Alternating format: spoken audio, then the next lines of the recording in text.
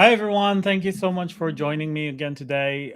Today, I wanted to discuss a brilliant question that I got from one of you, which is somebody who reached out and said that the VP basically blocks them, sabotages their work, and basically making them fail. So I'm gonna dive in. I'm gonna talk about that. I'm gonna share some specific tactics for how you can deal with this kind of situation, which is very difficult. Um, but before we dive in, I just want to say, if you're on the live, if you're watching this on the live right now, please feel free to drop in any questions that you have on the chat. I'll try to take them as we go, or after I finish. And if you're watching the replay, then thanks for tuning in. I hope you find value in this session. So let me just very quickly share my screen, and I'll show you the question that I was getting from this person. So at the high level, this person said, my VP is a very old school guy, not very technical at all. It is completely fine. There's no problem in that. But sometimes he sabotages my work and my project.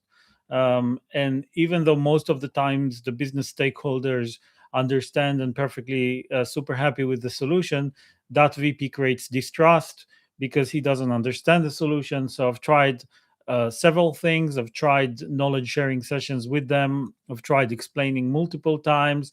Sometimes I simply bypass him, but this is a constant problem. Even my manager is aware, but there's no solution in sight. It's becoming such a problem that I'm currently writing up a proposal for a massive project that could radically change the company. I know the promoters of my work in leadership will be completely on board, but I fear that this VP will once again create distrust in our solution and sabotage our project. Do you have any suggestions on how to tackle this problem? So that's the question we got. I'm going to call this entire situation working with difficult managers, because that's essentially what it is. And I think that's important because it's very different from working with difficult stakeholders or difficult peers. When you work with, when these kind of situations happen with your stakeholders or with your peers, the way to deal with that is a little bit different. But when it's one of your managers, you really kind of need them to be on board with the things that you do, and you do need their support. And not having that, or at least not having that on a regular basis, can really harm your work, your ability to get promoted, your ability to get recognition for the work that you do, and all of that. So if you stick around till the end, I'll just share some simple battle proven tactics and actionable things that you can do to deal and mitigate with these kind of situations. So what is the situation again? That's how I would visualize it. So again, there's this person, you, for that matter, your stakeholders are kind of aligned with what you do, and they're happy with your work. They're happy with what you build for them and what you do. Your managers may or may not be on board. I'm assuming they are. Maybe even your stakeholder management chain is on board. Maybe even the CEO of the company, right, or people above your VP. But then you have one person, this one person in your chain of command, that's basically ruining it all for you. Okay, and that's a very, very difficult situation. It's also very common. It happens all the time. And what I would ask myself in this kind of situation is three things. Number one is, try to really understand why they're doing it and why are they ruining or sabotaging the work like that. Because in theory, their job should be to support you to do the best job that you can. So do they not agree with the way you approach things? Do they not agree with what you do? Do they not agree with how you do it? Are they getting any weird feedbacks from stakeholders or people, or anything that suggests that these are not the right things to do, and they operate with a different context to yours? So there could be all sorts of different reasons as of to why they do it. But I would first of all try to understand why. um I'll share some more ideas on that. Then the second question I would ask myself is, why do I need their support in first place, and what is essentially the risk of not having it? Now, I would say you do need their support, right? Like, you always need your chain of the support of your chain of command for as much as possible. That's going to help you when your manager is trying to put you up for a promotion. That's going to help you get the things that you want. And it's good to have your management back. But in this kind of case where this VP is 2 levels up, the question is fair as of to what extent do we need their support. By the way, I don't know that this VP specifically is 2 levels up. I'm kind of giving up this situation, but it's good to understand why we need this person's support and what happens if we don't have it. Does this mean the project is not going to go ahead? Does this mean that the project is going to go ahead, stakeholders are going to be happy, but we're going to get dinged by the VP? Does this mean that they would just know nothing about this project? So there are different circumstances, there's different scenarios, and we need to understand which one applies to us. And the third one is, are there any other tactics or other ways we can get their support? So let's dive in. First of all, why do they do this, right?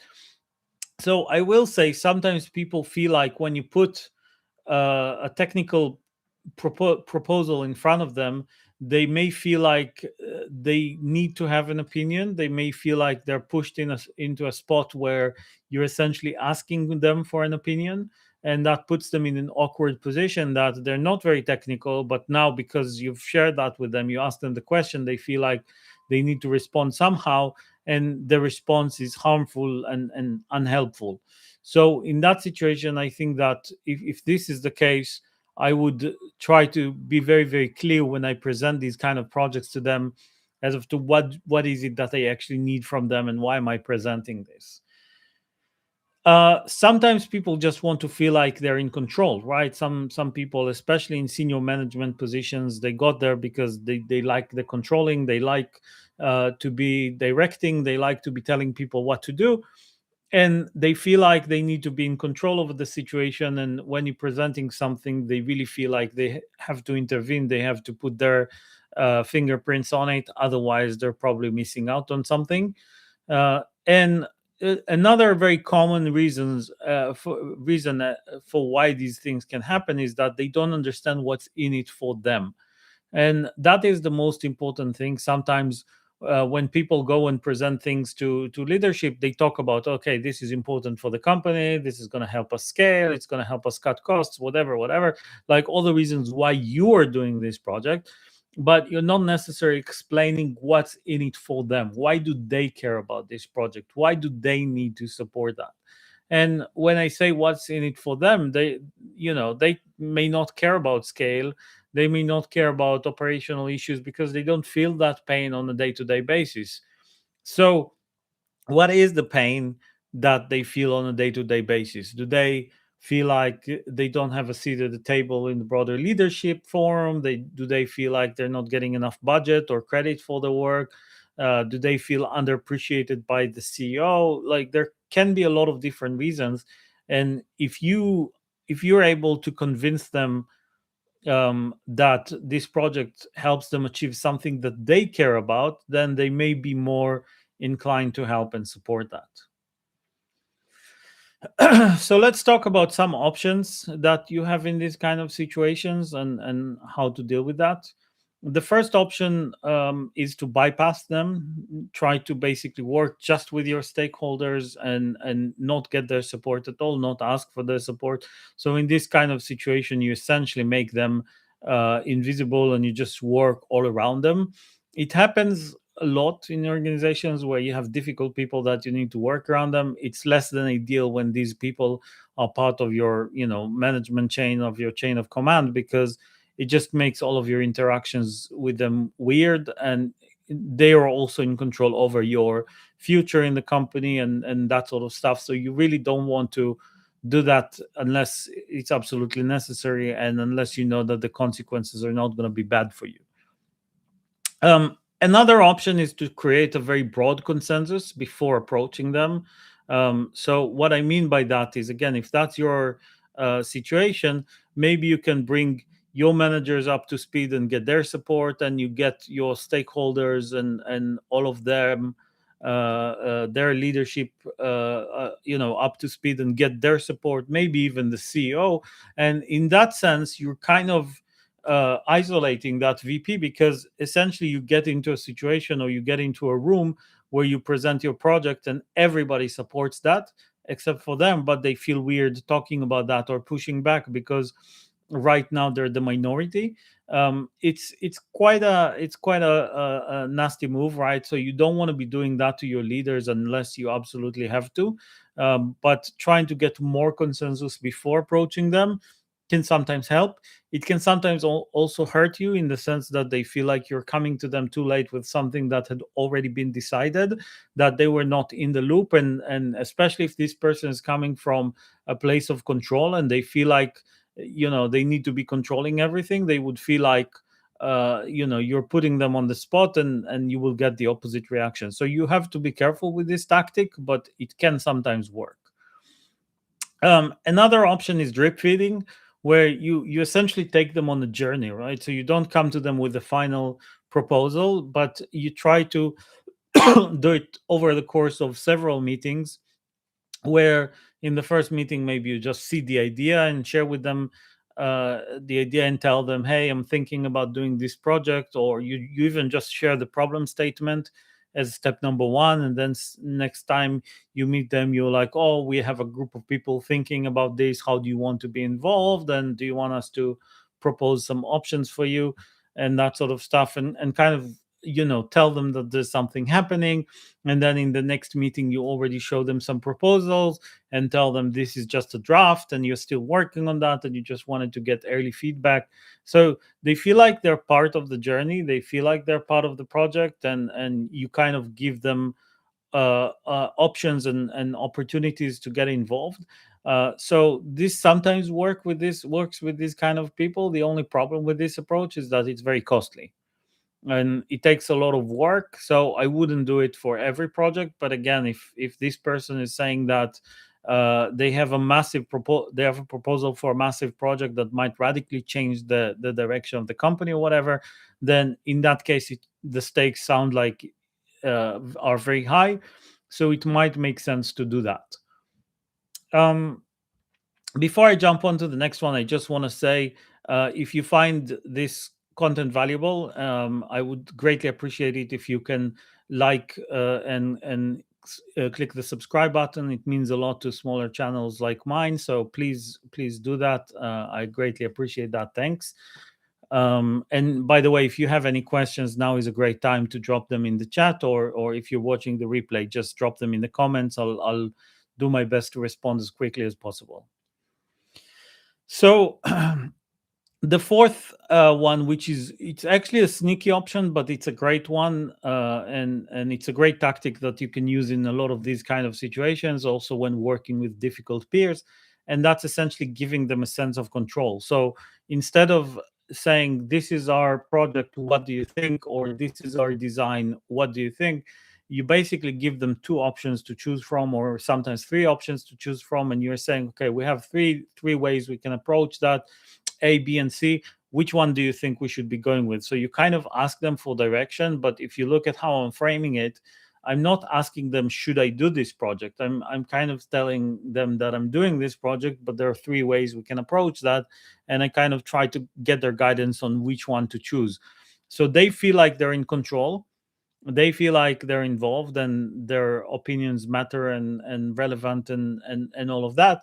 But essentially, you're not putting any option on the table that says, we're not going to do this project. And because you're limiting the options to choose from, there's a menu of options, then you kind of design the outcome that you want in a way that makes sense to you. Again, you have to be careful with some stakeholders. It works like magic, and with others, if they're a little bit more on the ball, they might realize what you're doing, or they might say, hey, I disagree with all of these options, let's talk, if they're more in the details. And then focusing on things that are important to them. I think that this is actually very, very important in every interaction with every person in the organization. So I would always encourage you to think about, who is the person that you're talking to and what do they care about.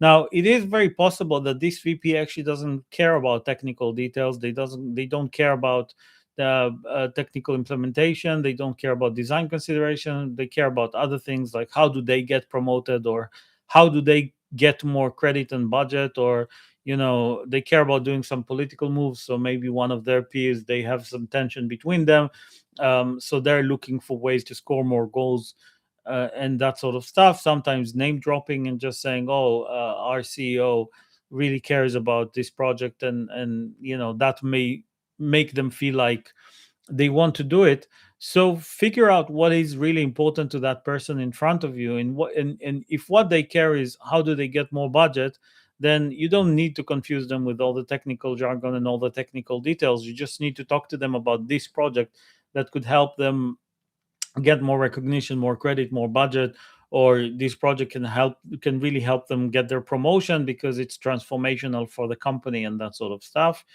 um, the truth is, sometimes you need to use a blend of these approaches, right? Or if you don't know the person, then you might need to experiment a little bit and try different approaches and try and see what works. If sometimes you need to drip feed them but also give them a sense of control in the end, or maybe drip feed them but focusing on things that they care about. Again, sometimes mixing and matching these approaches can really really help. And the last thing I'll say is, if what you're observing is a very toxic environment, and you feel like in this company you will really struggle to achieve your goals, and you would really struggle to do the things that you came there to do, then it's perfectly valid to ask yourself, am I in the best place to help, to foster my career growth? Is that the best place for me right now?